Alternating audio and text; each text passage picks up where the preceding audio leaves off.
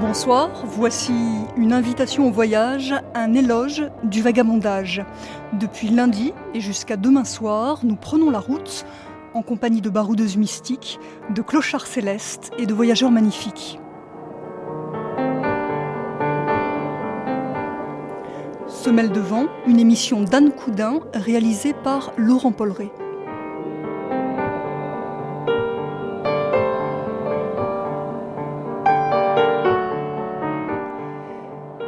Il est des voyageurs qui écrivent et des écrivains qui voyagent. Ce qui les réunit, c'est une histoire d'âme, nomade, une qualité d'être et souvent ce besoin de lenteur que notre époque tient en horreur. Après avoir évoqué Isabelle Eberhardt, Ella Maillard et Nicolas Bouvier, 4e parcours ce soir, en compagnie cette fois de Sylvain Tesson sur la route des évadés du Goulag. Bonsoir Sylvain Tesson. Bonsoir. Alors vous êtes géographe, écrivain et voyageur, vous n'avez pas 40 ans et vous vous êtes déjà inventé une vie d'explorateur sur les chemins, une vie qui est un éloge de l'énergie vagabonde, pour reprendre le titre de l'un de vos ouvrages. Récemment, Sylvain Tesson, vous êtes resté seul également pendant plusieurs mois dans une cabane en Sibérie, une expérience qui va donner lieu à un documentaire et à un livre à paraître chez Gallimard en septembre, Dans les forêts de Sibérie. Première question, ça ne vous avait pas suffi de traverser la Sibérie jusqu'à l'Inde sur les traces des évadés du Goulag? Qu'est-ce que vous trouvez en Sibérie? Mais c'est peut-être précisément parce que j'avais traversé la Sibérie à pied que j'ai ressenti tout à coup le besoin de l'immersion et de l'immobilité. Parce que jusqu'ici, j'avais demandé au défilement de l'espace et à l'abattage des kilomètres de guérir ma fièvre et de guérir ce rapport un peu angoissé que j'ai à l'égard de la fuite du temps. Et j'ai ressenti de façon cuisante l'envie tout à coup de renverser la vapeur, ou plutôt de mettre les machines intérieures à l'arrêt, et d'organiser, de mettre en scène une espèce de plongée dans le monastère végétal qu'est la grande taïga de Sibérie. Et donc j'ai acquis une cabane, et je suis resté pendant 6 mois à contempler le lac à travers la fumée de mes cigarillos et de mon thé, à la russe.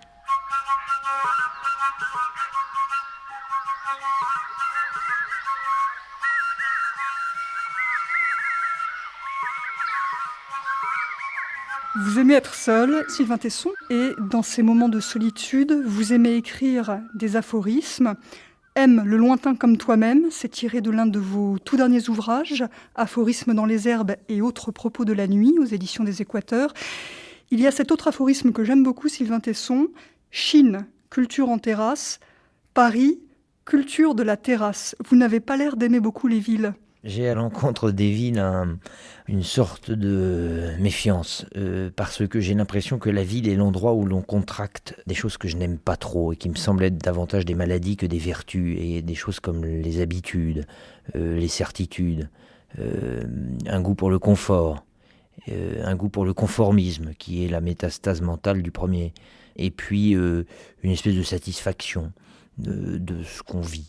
Et puis j'ai l'impression que la ville crée un rapport avec le temps qui est tellement éclaté, tellement fragmenté, tellement fractionné qu'on finit par devenir l'esclave du temps, alors que bizarrement, si on est sur cette vie pour quelques dizaines d'années, on devrait au moins pouvoir être le maître de son temps. Ça me semble être le premier luxe, et en tout cas le premier pas vers quelque chose qui ressemblerait à la liberté. Et du coup la ville, j'y vis, c'est là où j'écris mes livres, mais je ressens comme une espèce de besoin impérieux et physique de la quitter pour de longues parenthèses et de longues périodes, à intervalles malheureusement de plus en plus courts. Alors à propos de besoins impérieux et physiques, est-il vrai que lorsque vous êtes à Paris, il vous arrive, pour rentrer chez vous, d'escalader les façades plutôt que de prendre l'escalier ou l'ascenseur? Oui, mais pour une raison que connaissent très bien les alpinistes, ou en tout cas tous les amateurs d'escalade et de varap, c'est que lorsque l'on est dans le bassin parisien, lorsque l'on vit à Paris, on est privé de montagne.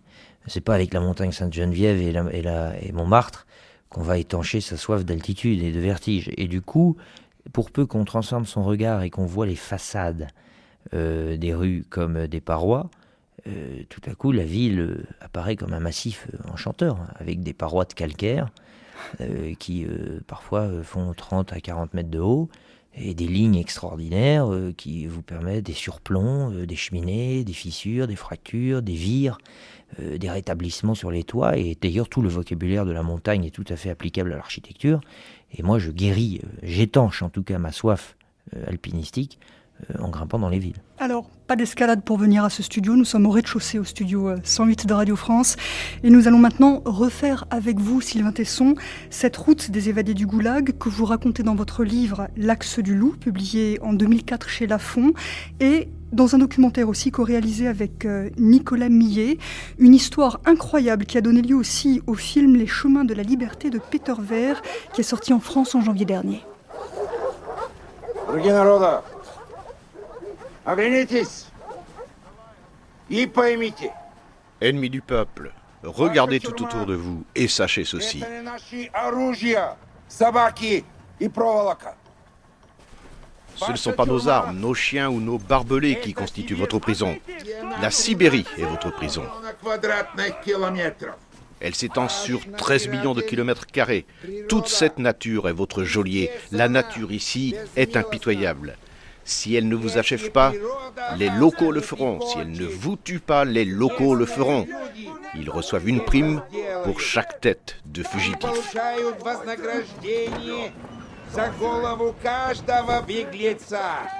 Voilà, c'est le tout début du film « Les chemins de la liberté », film dédié aux très rares prisonniers du Goulag qui ont réussi l'exploit de s'évader en parcourant 6000 km jusqu'à l'Inde. On est au début des années 40 dans l'URSS de Staline qui déporte au Goulag des prisonniers venus de toutes les extrémités de l'Empire. Vous-même, Sylvain Tesson, vous avez découvert cette histoire d'évasion tout jeune, à 15 ans, en lisant « À marche forcée » du polonais Sławomir Rawicz. Qui était ce Sławomir Rawicz ? Sławomir Rawicz était un officier de l'armée polonaise qui a été arrêté pour des raisons politiques, déporté, condamné à 25 ans de prison, de goulag, qui se serait évadé, et vous allez voir pourquoi après j'utilise le conditionnel, et qui a publié le récit de son évasion dans un livre qui est devenu mythique et qui a été publié en France dans les années 1956, à une époque d'ailleurs où les témoignages sur l'univers carcéral soviétique étaient extrêmement rares parce que Solzhenitsyn n'avait même pas encore publié son premier livre, Une journée dans la vie d'Ivan Denisevitch, qui ne va être publié qu'en 1962.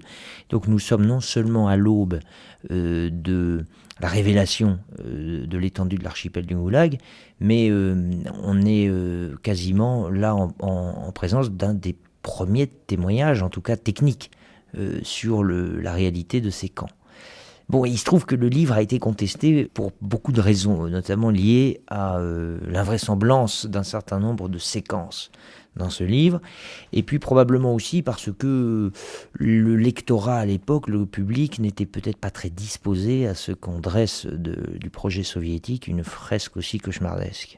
Alors, on reviendra plus tard dans le cours de l'émission, effectivement, sur les raisons précises qui ont fait qu'on a contesté la véracité de l'évasion. Vous, Sylvain Tesson, vous partez de Paris en prenant le train jusqu'en Sibérie.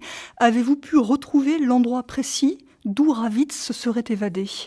Non, parce que le livre est assez évasif sur la localisation précise du Goulag, mais il y a quand même des indications d'ordre géographique dans le livre, puisque il s'agit d'un goulag, celui qui est décrit est un goulag qui est à quelque chose comme 300 ou 400 km du cercle polaire arctique, pas loin d'Yakoutsk, ce qui donne une sorte de couloir où chercher un éventuel camp. Alors moi, fort de ces données et de ces indications géographiques, je suis arrivé à Yakoutsk et j'ai cherché. Et j'ai trouvé un goulag qui correspondait aux caractéristiques qui sont mentionnées dans le livre.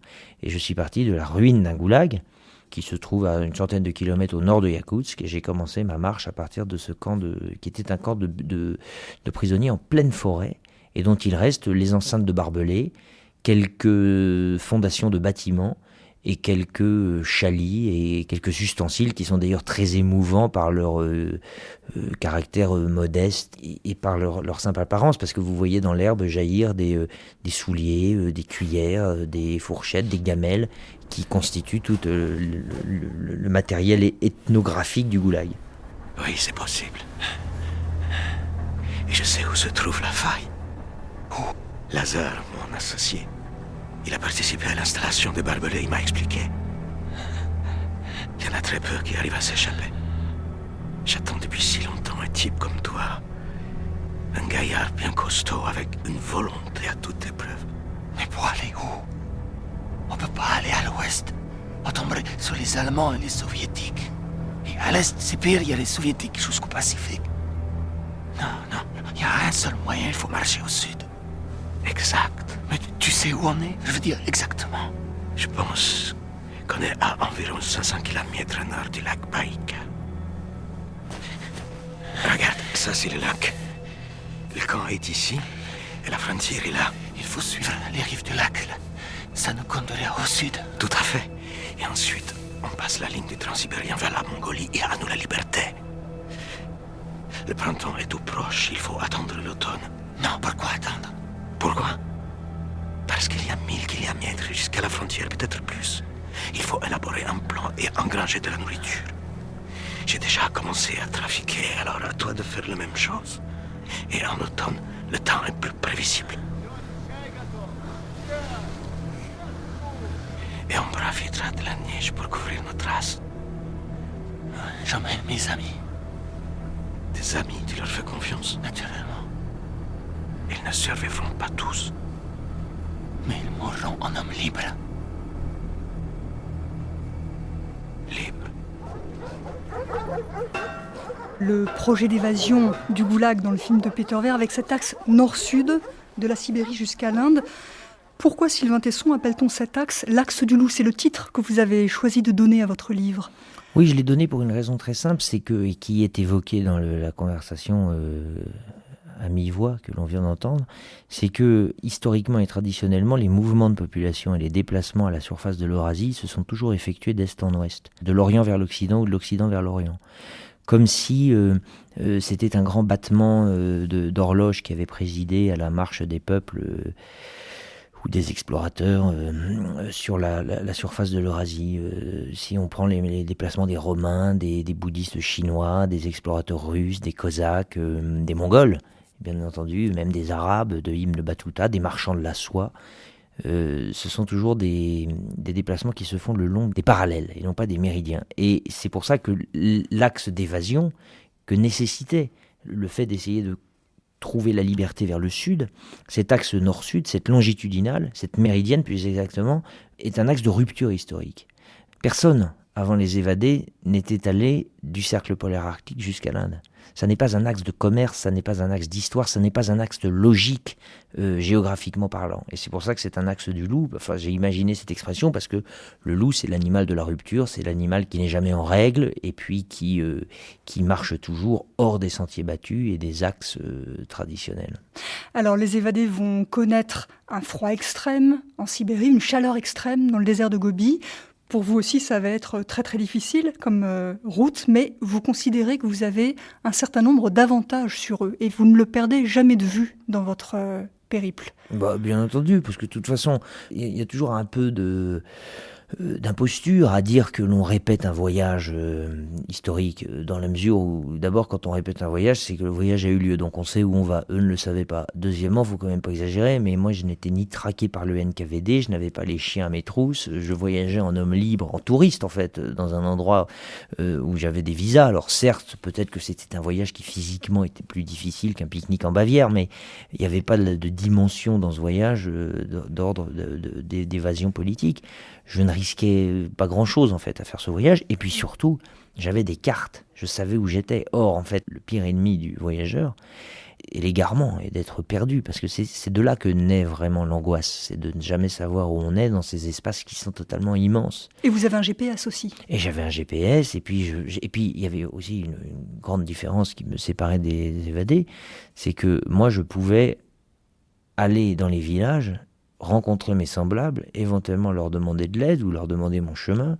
Je pouvais aller acheter ma nourriture, alors que par définition, l'évadé est quelqu'un pour qui l'homme est le premier ennemi, avant le loup et avant l'ours.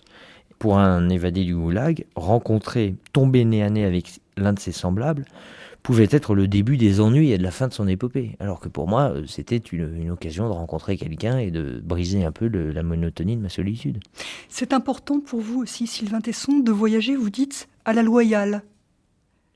Oui, j'aime bien cette idée. J'ai d'ailleurs piqué l'expression aux alpinistes anglais qui forgent toujours de très belles manières de dire les choses. Et ils ont inventé une expression, les Anglais, pour signifier l'escalade à main nue, où on ne cède pas des pitons pour progresser sur la paroi. Ils disent grimper by fair means, avec des moyens loyaux.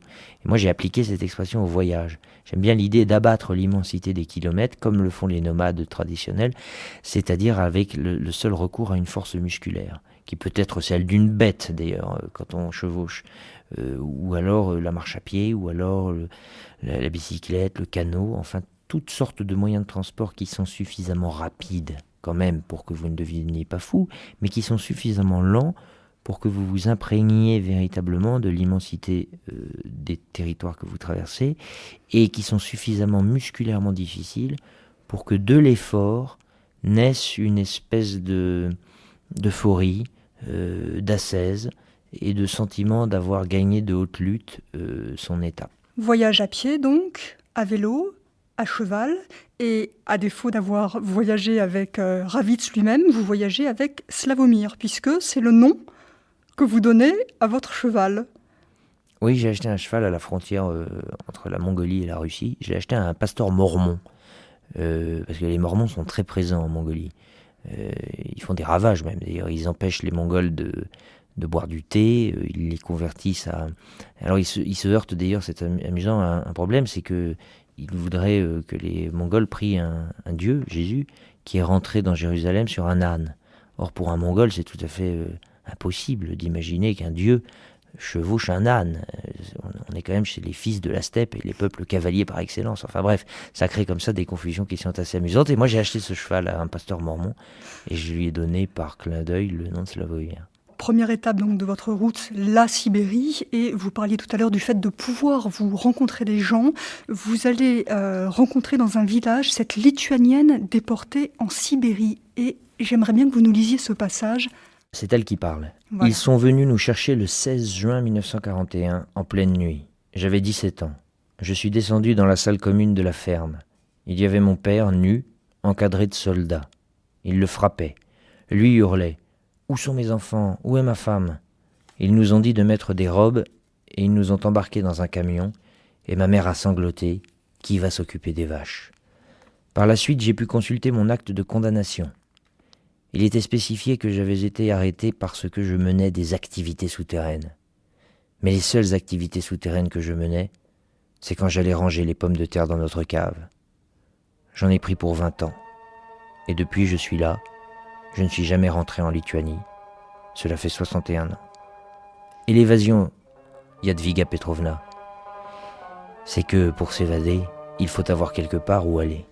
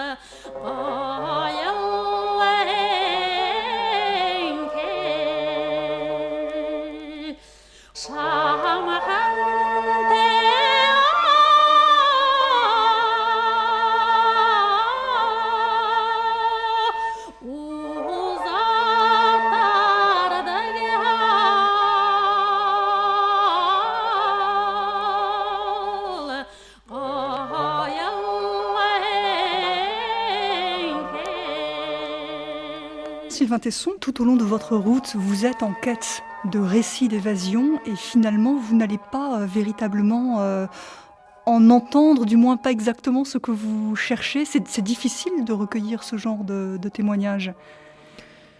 Oui, et c'est difficile pour plusieurs raisons. D'abord parce que l'évadé, la figure historique de l'évadé politique, et pas seulement de l'évadé du goulag, mais par définition, elle échappe à tout archivage, elle échappe à la mémoire. Un évadé, c'est quelqu'un qui s'échappe d'un camp, mais c'est aussi quelqu'un qui s'échappe de la grande entreprise du souvenir et de l'héritage mémoriel. On ne sait rien des évadés. Il y en a d'ailleurs beaucoup plus que ce qu'on ne croit. Il est impossible de faire des statistiques sur l'évasion, parce que les chefs des camps ne se vantent jamais des évadés qui réussissent à échapper à leur surveillance. Et puis les évadés, ils disparaissent dans la nature. L'évadé, c'est celui qui se fond. En fait, l'évasion, c'est une espèce de technique de savoir disparaître. Et du coup, on ne figure pas dans les archives quand on est évadé. Et c'est pour ça que c'est si difficile d'avoir des témoignages. Et moi, les témoignages que j'avais, j'en ai eu beaucoup, c'était des gens qui connaissaient des histoires d'évasion, qui parfois avaient été témoins du passage d'évadés, ou alors qui étaient des historiens qui avaient recensé un certain nombre de témoignages concernant des évasions. Mais je n'ai jamais eu devant moi quelqu'un qui m'a raconté précisément une évasion. En revanche, il est établi par les historiens que cette route du nord au sud a été véritablement un couloir de liberté et un cheminement par lequel un certain nombre de gens ont réussi à s'échapper. Alors, je voudrais souligner, Sylvain Tesson, votre humour, parce que ça me paraît important dans la mesure où Sławomir Rawicz, au début de son récit à marche forcée, bénit la mémoire de ceux qui trouvent encore la force de faire de l'humour dans ces conditions si difficiles. Et vous-même, vous en faites preuve malgré les difficultés tout au long de votre récit. Par exemple, quand vous évoquez votre crainte de rencontrer un ours. Que faire quand on rencontre un ours ? On vous conseille de vous transformer en tronc d'arbre. On vous conseille de parler gentiment à un ours, en russe de préférence. Et quand vous demandez si c'est la bonne méthode, on vous répond c'est la méthode pour les fous qui ne pensent pas à emporter un fusil avec vous. Alors qu'avez-vous fait, Sylvain Tesson, quand vous avez rencontré des ours ? Alors d'abord, j'avais avec moi une clochette qui tintait, accrochée à mon sac, parce qu'il faut manifester sa présence en faisant du bruit quand on traverse la forêt. Et j'ai eu des contacts, des face-à-face avec des ours qui à chaque fois ont disparu et ont pris le large, notamment au bord du Baïkal, où c'est une région qui est pleine d'ours. Mais je n'ai jamais été confronté à un ours qui s'est levé et qui aurait chargé. Et Dieu merci d'ailleurs, parce que je n'avais aucun moyen de défense. Et je dois dire que je vivais dans une relative angoisse, qui depuis m'a quitté d'ailleurs, parce que je suis beaucoup retourné dans ces forêts, et je ne crains plus du tout la rencontre avec l'ours. Mais là, c'était la première fois que j'étais immergé si longtemps dans ces bois. Je ne savais pas très bien ce qui allait se passer si je rencontrais un ours, et c'est vrai que j'en avais conçu une assez grande inquiétude. La vraie technique, en fait, est de s'arrêter, de ne surtout pas fixer la bête, de regarder par terre, de manifester une certaine humilité et de lui parler en reculant doucement. La dernière fois que ça m'est arrivé d'avoir un tête-à-tête avec un ours, c'était l'année dernière quand je vivais dans ma cabane au bord du Baïkal. Je suis tombé nez à nez avec un ours à 5 mètres de moi. Il m'a regardé très surpris. Moi j'ai baissé les yeux et puis je savais qu'il fallait parler, mais j'ai rien trouvé à dire. Parce qu'il faut préparer, c'est comme un mot de la fin avant de mourir, il faut savoir ce qu'on va dire. Et il m'est sorti une phrase tout à fait lamentable et pathétique. Je lui ai dit « Casse-toi mon gros lapin ». Ce qui évidemment manque de grandeur, mais c'est tout ce qui m'est venu à l'esprit. Et ça a marché parce qu'il est parti dans les fourrés. L'ours est un animal taciturne qui essaye d'éviter l'homme. Il sait que l'homme est un loup pour l'ours. Et du coup, il y a très très peu d'attaques. C'est très peu probable qu'un ours charge. La crainte de l'ours, pour vous comme pour Sławomir Rawicz et ses compagnons, et pour eux, vous le disiez tout à l'heure, la crainte aussi des humains. Je vis quelque chose se déplacer entre les arbres. Un animal ou un homme, à cette distance de plusieurs centaines de mètres dans le jour déclinant, c'était difficile à dire. Il fallait en avoir le cœur net. Je rejoignis Zaro pour lui demander ce qu'il pensait avoir vu. « C'est peut-être un homme, me répondit-il. En tout cas, homme ou animal, il se conduit comme s'il nous avait repérés et tentait de se cacher. » Les autres nous rejoignaient. « Si c'est un homme, dit Makowski, il va falloir l'assommer et le balancer dans la rivière. On ne peut pas prendre le risque de se faire dénoncer. » Soudain, une silhouette jusque-là dissimulée derrière un tronc se jeta dans un fourré. J'avais eu le temps de voir un pantalon et de lourdes bottes. Je m'élançai, les autres sur mes talons. Les dites bottes montaient à hauteur du genou. Elles étaient à semelles de caoutchouc et tiges doublées de feutre. Elles émergeaient ridiculement du taillis. Je me ruais dessus et les empoignais pour tirer leur propriétaire en pleine vue. L'instant d'après, je me retrouvais sur le derrière, une botte dans chaque main. Kolemenos se tenait derrière moi, le souffle court. Nous avions sous les yeux 2 pieds tout menus, enveloppés dans de la toile, et une paire de chevilles graciles. Et de là-dessous sortaient des sanglots à fendre l'âme. Nous nous regardâmes pris de court. « Ce doit être une femme » chuchota quelqu'un d'un ton effaré. Kolemenos se pencha, écarta les broussailles et la souleva doucement. Nous fîmes cercle. C'était une fille, un petit bout de femme. Elle avait les yeux agrandis par la terreur, et ses larmes délayaient la crasse de son visage. Une jeune fille terrorisée, donc. Sylvain Tesson, vous croisez aussi une jeune fille que vous terrorisez parce qu'il fait très chaud et que vous êtes nu. Oui, c'est vrai qu'il y a eu comme ça quelques correspondances étranges entre mon voyage et le récit de Ravitz. Et ma rencontre avec cette jeune russe, parce que moi, cette jeune fille était russe, a eu lieu dans à peu près les mêmes endroits qui constituent le décor de la rencontre entre la jeune fille et les prisonniers du goulag, raconté par Ravitz. Et moi, effectivement, je marchais nu parce qu'il faisait très très chaud. J'avais gardé mon caleçon, j'avais un chapeau à plumes, et il y avait beaucoup d'ours dans cette région-là. Et je frappais, en plus de ma clochette, je frappais sur ma gamelle avec un morceau de bois ou un galet. Et puis je récitais de la poésie en gueulant comme ça pour manifester ma présence. Et puis tout à coup, je suis tombé avec cette fille qui, elle, était une jeune peintre russe qui, dans la plus pure tradition des peintres ambulants de la Russie, marchait le long du Baïkal et de temps en temps posait son chevalet et faisait un tableau. Il y a beaucoup de Russes qui font ça encore. Et je suis tombé nez à nez avec elle, et elle a été absolument terrorisée parce qu'elle voyait un type à demi fou, à demi nu, en train de gueuler dans une langue qu'elle connaissait pas, qui tapait sur une casserole en marchant avec un chapeau à plumes en caleçon. C'était moi, et ça devait lui paraître une image tout à fait effrayante. Et elle avait peur Enfin, moi j'avais peur des ours, elle a eu peur de moi, et j'ai essayé d'engager la conversation sans aucun succès, et on s'est tous les deux quittés. Elle a passé son chemin, elle montait vers le nord et moi je descendais vers le sud. Et là vous dites 10 ans de ma vie pour un pantalon. Oui, voilà, j'aurais aimé, c'était mon cheval et c'était son royaume. Mais vous parliez de coïncidence à l'instant. Il y a aussi ce moment incroyable où un jeune Américain vous aperçoit de loin et vous dit je suis en train de lire un récit sur les évadés du goulag et vous ressemblez à un évadé du goulag. Oui, c'est vrai qu'il y a eu ce moment incroyable où il me dit tu me fais penser aux évadés du goulag, alors que je lui avais absolument rien dit de la teneur de l'objectif de mon voyage. Mais en même temps, est-ce si étonnant que ça, parce que en fait la vie dans la taïga d'abord vous forge un visage, la barbe pousse, les cheveux poussent, le visage s'amaigrit, vous êtes un peu émacié, les habits s'abîment très vite dans la taïga parce que c'est un milieu forestier qui est assez touffu, donc vous êtes très souvent lacéré par les branches et les habits ressemblent à des haillons. Et puis il suffit de vous mettre dans des couleurs un peu sombres avec un bâton dans la main et un vieux sac à dos, et vous avez l'air de ce que les Russes appellent un strajnik ou un otchelnik, c'est-à-dire un vagabond ou un ermite de la forêt, et ils se ressemblent tous un peu, donc c'était tout à fait normal finalement d'une certaine manière que quelqu'un qui était en train de lire ce livre ait associé cette silhouette qui était donc la mienne marchant sur les bords du Baïkal avec celle des évadés dont il était en train de lire le récit. Semelle de vent, nous sommes en compagnie de Sylvain Tesson sur la route des évadés du goulag. La frontière mongole est de l'autre côté de Seraï, à moins de 4 ou 5 jours d'ici. On peut traverser ailleurs. Non, c'est partout pareil. Il n'y a que de la voie ferrée partout. C'est vrai. On va attendre la nuit. Merci, Mère Russie, pour ton hospitalité, mais je vais te quitter définitivement. Regardez. Quoi? Vous voyez? Tu crois qu'on y sera avant la nuit? Ouais, je pense que oui. Et on fera quoi? Ah, on mangera, Et puis? on dormira. On approche. C'est formidable. Oh, Vous voyez? oui, ça y est. J'arrive, on a réussi.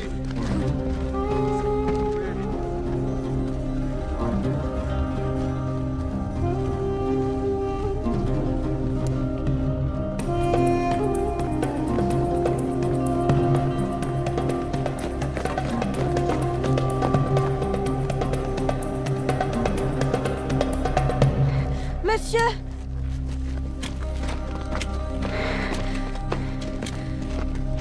Ils sont communistes.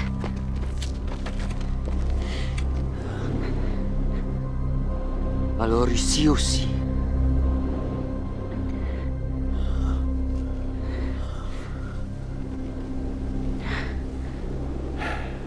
Alors ça change tout. On n'a nulle part où se cacher. La frontière entre la Sibérie et la Mongolie et la déception terrible donc de ces évadés. Sylvain Tesson, vous-même, quand vous arrivez en Mongolie, vous voyez des barbelés et ça vous rend extrêmement ironique.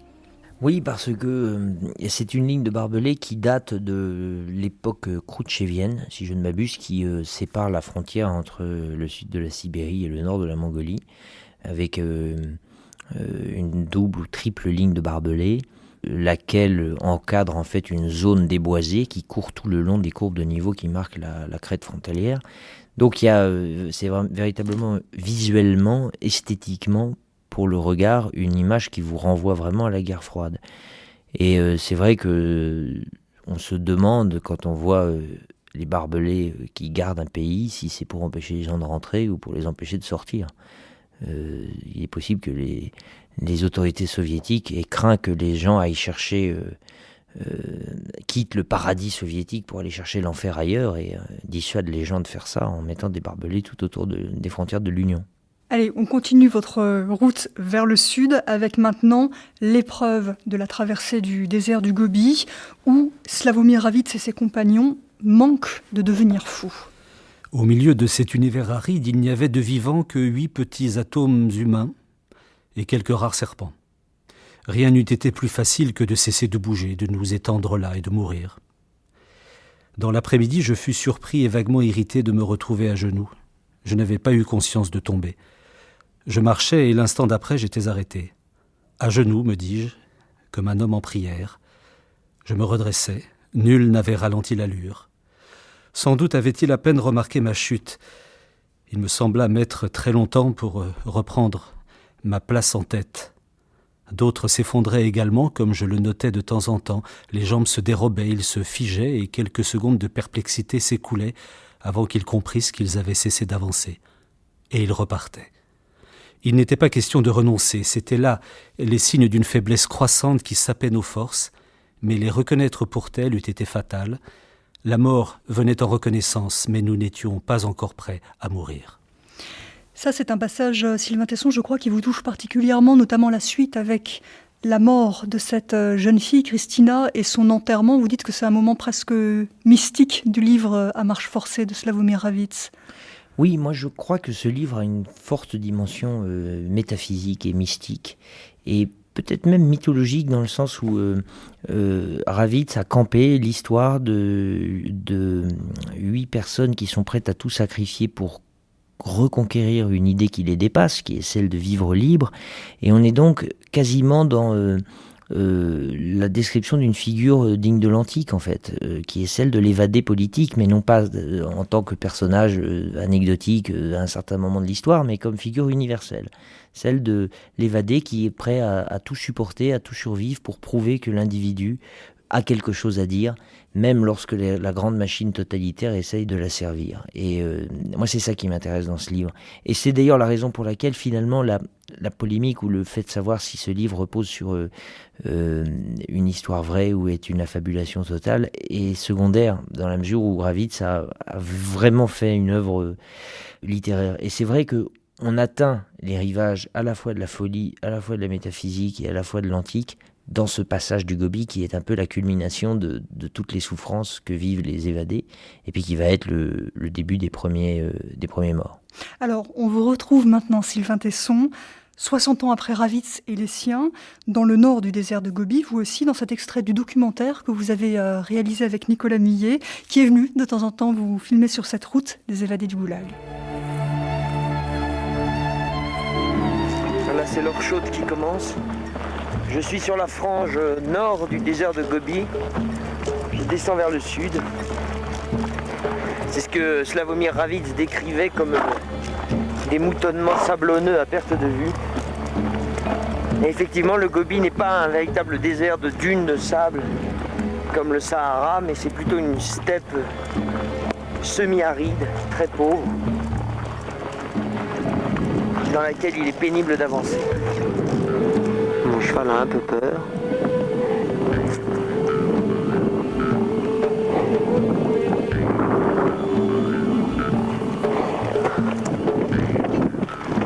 Seul.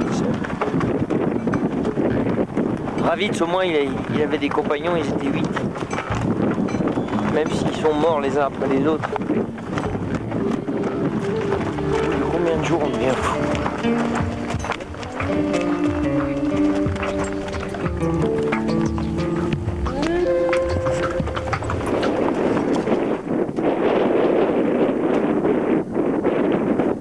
J'ai encore 91 km à faire avant le prochain puits. J'y serai demain soir. C'est ça mon grand avantage sur Ravitz, c'est que moi je sais où est l'eau. soleil se couche. On va donc sans doute devoir faire un bivouac.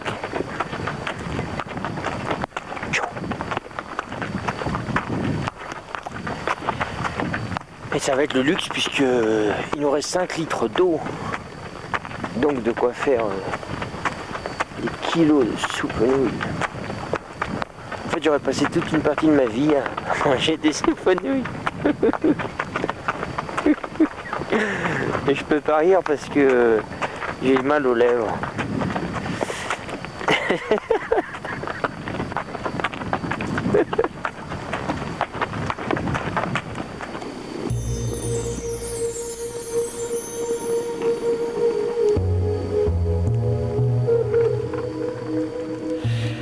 Sylvain Tesson, ça c'est vraiment un moment, on ne peut pas s'empêcher de rire quand on écoute ce passage. Je ne sais pas quelle impression ça vous fait là maintenant, mais en même temps, les évadés du goulag, eux, étaient obligés de faire cette route à partir du moment où ils avaient décidé de s'évader. C'est vraiment à marche forcée. Vous, on vient de l'entendre, on sent qu'il y a des moments où vous êtes au bord de l'épuisement physique, voire moral. Pourquoi vous imposez cette route-là? Qu'est-ce qui vous anime? On en a parlé déjà un petit peu, vous rendez hommage à cette figure d'évadé politique, mais tout de même, c'est terrible ce que vous vivez. Oui, mais si on pèse bien les choses et si on essaye de faire la balance comptable de ce que j'endure, mais de ce que je retire de ces voyages, le bilan est totalement positif. C'est-à-dire que après un voyage comme ça, j'ai l'impression d'avoir vécu une existence entière. Et la répétition de ces voyages-là, puisque j'en fais un tous les 2 ou 3 ans, me donne donc l'impression d'avoir vécu comme les chats plusieurs vies. Et cette satisfaction-là d'avoir une impression, non pas d'être le maître du temps, mais d'avoir réussi à ralentir le temps, réussi à l'épaissir, à l'intensifier, à le densifier, à lui donner une espèce de consistance qui étire les journées en mois et les mois en années et le voyage en une existence, ça lave largement les désagréments physiques, les ampoules aux pieds, les indigestions, les épuisements, les angoisses de se perdre et puis tous les désagréments qui sont consécutifs et inhérents à un voyage en solitaire avec une dimension très physique.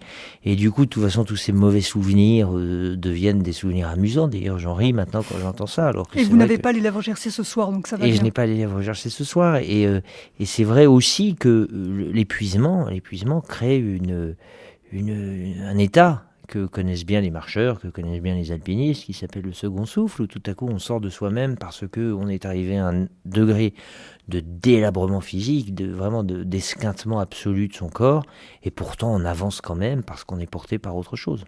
Alors par rapport à la véracité du récit de Ravitz, vous décrivez le désert du Gobi, et il y a cette question effectivement des dunes de sable. Il y en a dans le Gobi, mais majoritairement non. C'est un désert de steppe, c'est bien ça? Oui, c'est un reg, un désert de cailloutis semi-aride, c'est une steppe semi-aride plus exactement, et ça n'est en aucun cas un désert de dunes, alors que la traversée du désert de Gobi dans le livre de Ravitz fait état d'une immensité, d'un océan de sable et d'un immense erg, c'est-à-dire un désert de dunes.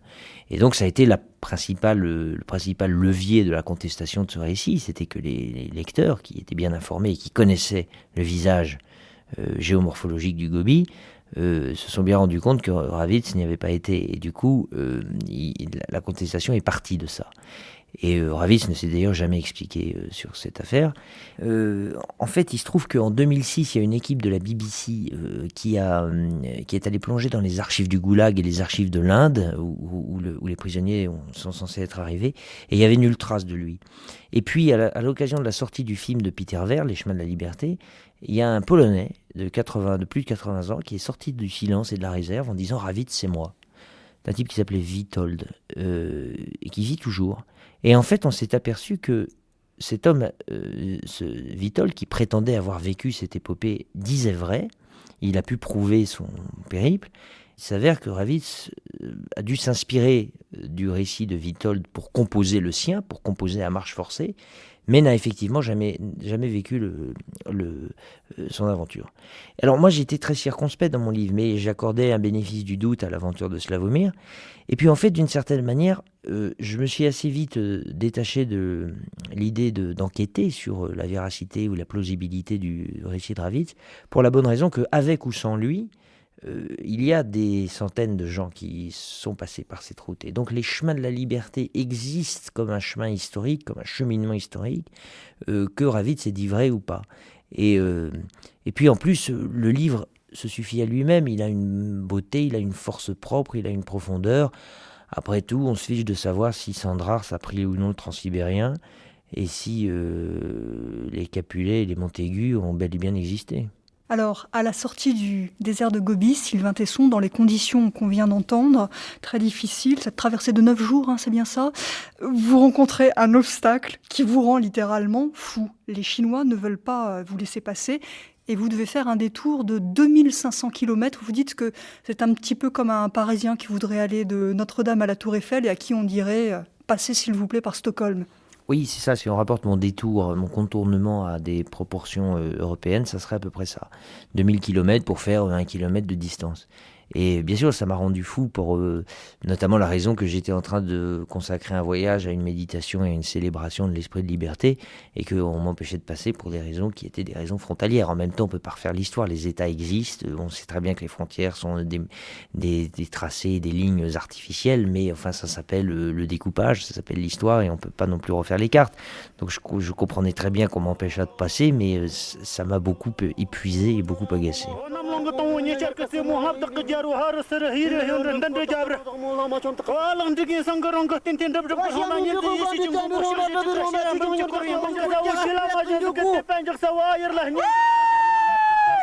Sylvain Tesson, vous vous dépêchez de quitter la Chine, et quand vous arrivez au Tibet d'ailleurs, vous êtes assez effondré de constater que les Chinois sont en train de porter un coup de grâce au Tibet, mais il y a quand même un moment très heureux que vous vivez, vous qui aimez tellement votre solitude, c'est ce moment où vous faites un bout de chemin au Tibet avec un petit groupe de clochards célestes, je crois que c'est comme ça que vous les appelez, qu'on entendait prier à l'instant, et en même temps, vous faites l'expérience, peut-être pour la première fois de façon aussi nette, du rejet, parce que vous êtes déchu de votre statut de voyageur occidental.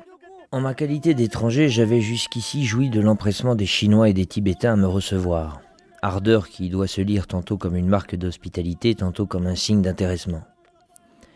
Du jour où j'endosse la condition, sinon l'habit de moine errant, je cesse d'être un objet de curiosité et donc de déférence. Et je suis si bien intégré à mon chapitre de clochard mystique, dont la seule richesse est la force vitale, que je me retrouve tout autant qu'eux victime de la propension universelle des bonnes gens à rejeter les vagabonds. Ainsi passerons-nous ces 2 journées de neige, dehors, sans jamais être conviés à nous abriter dans l'une des nombreuses fermes de la région. Tout au plus, parfois, nous laissons nous serrer sous l'auvent d'une grange à foin. Et souvent le sac à Tsampa, dont le poids fluctue en fonction de la générosité des gens, n'est pas assez plein pour nous nourrir tous les 6. Or, en ces jours misérables de demi-famine, jamais un soupçon de mauvaise humeur sur les faces d'Arkong, Ruiden, Molla, Tournier et Saint-Pied. La leçon qu'il donne est celle de la félicité perpétuelle. Que vous reste-t-il de ce moment ? Le rejet ou le bonheur de voyager avec ces gens qui arrivent à être heureux en permanence ? Le rejet, on l'oublie très vite. Le rejet, il est cuisant le temps que dure la faim. Mais ensuite, c'est ça qui est bien avec la mémoire, c'est que la mémoire est une vaste machine à moudre les souvenirs et à en faire et à les trier. Et il me reste évidemment de ces moments l'espèce d'extraordinaire joie, mais la joie profonde, la joie lumineuse, la joie telle que la décrivait Maître Eckhart, c'est-à-dire vraiment la joie intérieure qui sourd, la lumière, qui émanait de ces 5 moines, parce qu'ils vivaient vraiment de manière animale, mais pour moi c'est une profonde qualité, c'est une vertu et pas du tout un défaut. Ils vivaient dans l'animalité parce qu'ils habitaient purement et simplement l'instant. Ils méprisaient totalement l'avenir. Enfin, pour eux, demain n'existait pas. Demain était une imposture. La seconde d'après était quelque chose de trop abstrait pour qu'on puisse sérieusement l'envisager. Et ça n'était pas qu'une posture philosophique à la stoïcien chez eux. C'était vraiment vécu dans leur manière de marcher, de se ficher complètement de savoir s'il neigeait ou pas, de leur propension à se perdre sans que ça leur pose le moindre problème du moment qu'ils étaient vaguement dans la direction de l'objectif qu'ils visaient, qui était Lhasa. Et ils réussissaient à transcender la fatigue, la faim, l'inquiétude de savoir où loger, et ils vivaient dans cette espèce d'indifférence totalement bienheureuse, qui peut-être est une définition du bouddhisme. Sylvain Tesson, dernière étape de votre voyage, l'Himalaya et l'arrivée en Inde. C'est la fin d'un voyage de plus de 6000 km selon cet axe nord-sud que vous évoquiez tout à l'heure. Et vous vivez quasiment la même scène que Slavomir Ravitz à son arrivée en Inde, entouré de soldats. Encore étrange coïncidence. Oui, l'épopée de Ravitz s'est terminée dans les jungles du Bengale ou du Sikkim, parce qu'il rencontre une escouade de l'armée anglaise, puisque l'Inde est encore britannique. Et moi, au Sikkim, j'ai été arrêté par un barrage d'Indiens, de militaires, qui gardaient la frontière de ce royaume, de cet ancien royaume, qui a un statut plus ou moins autonome dans la grande Union indienne, et dont les frontières sont donc gardées. Et on m'a contrôlé, on m'a pris mon passeport, et je vivais exactement la même chose, parce qu'il y avait ce mélange de fébrilité militaire, mais tout ça dans les jungles, dans les odeurs, dans la touffeur que je venais de retrouver en descendant de l'Himalaya. Et ça a été une des nombreuses correspondances qui ont émaillé mon voyage, une correspondance avec le fil du récit. Les compagnons de Ravitz arrivent dans un état de cadavre ambulant, 4 sont morts. Vous-même, vous vous sentez comment au moment où vous arrivez ?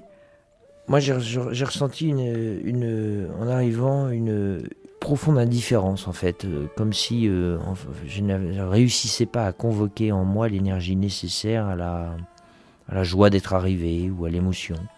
J'étais vidé et je suis arrivé comme si cette étape, ça faisait quand même 8 mois que j'étais parti, j'avais fait 6000 km, j'étais assez fatigué physiquement. Mais toute la joie que j'aurais pu ressentir, comme celle que l'on ressent quand on arrive en haut d'un sommet, j'avais trop de fatigue en moi. C'était comme si simplement j'étais arrivé à la fin d'une journée qui se trouvait être la dernière. Et c'est peut-être parce que quand on fait des grands voyages comme ça, on découpe le temps. On vit au jour le jour et jamais on essaye d'avoir à l'esprit l'immensité de son objectif. Et donc la vie se passe comme si elle était, ce qui est d'ailleurs le cas, une répétition permanente d'un minuscule intervalle qui s'appelle la journée. Merci beaucoup, Sylvain Tesson, de nous avoir fait voyager avec vous sur la route des évadés du Goulag. Votre récit « L'Axe du Loup » a été publié chez Robert Laffont en 2004. Je recommande aussi le documentaire afférent, Les Chemins de la Liberté, co-réalisé donc avec Nicolas Millet. Et du côté cette fois de la fiction historique, donc le film de Peter Weir dont vous avez entendu des extraits. Vous signez donc un nouveau livre chez Gallimard, vous nous en rappelez le titre en septembre ? Dans les forêts de Sibérie. Et puis, nouveau recueil d'aphorismes, Dans les herbes et autres propos de la nuit, c'est aux éditions des Équateurs. Enfin, le livre, bien sûr, de Slavomir Ravitz, À marche forcée, aux éditions Phébus. Semelle de vent, une émission d'Anne Coudin réalisée par Laurent Polleret, à la technique Claude Niort, et c'est Claude Carré qui a prêté sa voix à Slavomir Ravitz. Demain, nous voyagerons au Chili, aux Philippines ou encore au Japon. Une dernière émission en forme d'hommage au voyageur que fut Bernard Giraudot. Nous recevrons son éditrice Anne-Marie Métellier et l'artiste Osvaldo Torres. À demain et d'ici là, bonne route.